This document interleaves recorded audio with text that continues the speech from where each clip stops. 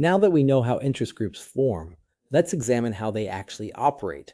The primary instrument is lobbying, the attempt to persuade government officials to act in ways favorable to the group's interests.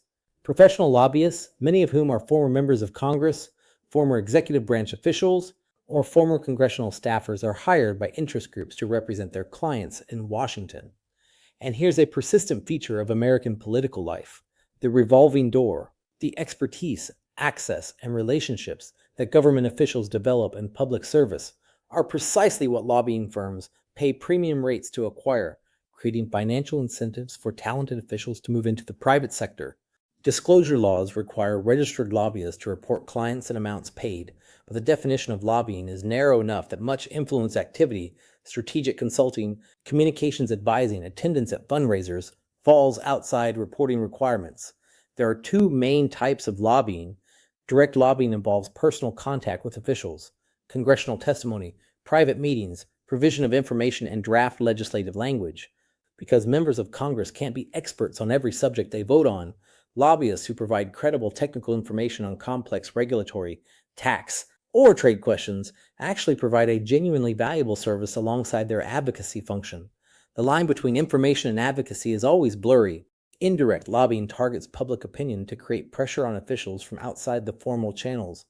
Groups run advertising campaigns, mobilize members to contact their representatives, generate media coverage, and fund think tanks. Grassroots lobbying describes organizing that genuinely arises from citizen engagement. Astroturf lobbying describes what appears to be grassroots organizing, but is actually orchestrated and funded by established interest groups or corporations who prefer not to be identified as the driving force. After Citizens United, astroturf has become more prevalent and harder to identify, since unlimited funds can flow through nonprofits that don't disclose donors. Now, a key concept: iron triangles. These describe the close, mutually reinforcing relationships that develop among three actors in a particular policy domain: the relevant congressional committees, the executive branch agencies charged with administering programs, and the interest groups representing affected industries. Each member benefits. Legislators get campaign contributions and electoral support. Agencies get budgetary support and political protection. Interest groups get favorable regulations and subsidies. The public interest is often the fourth party that gets left out of these tight relationships. Finally, money.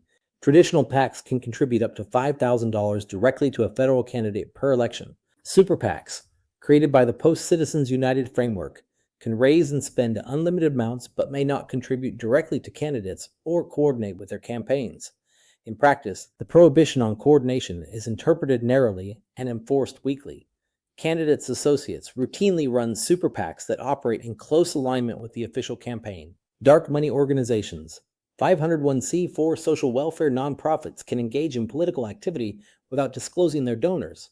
The industries that spend the most on lobbying are exactly the industries whose regulatory treatment is most consequential to their profitability, suggesting fairly clearly that lobbying investment generates policy returns.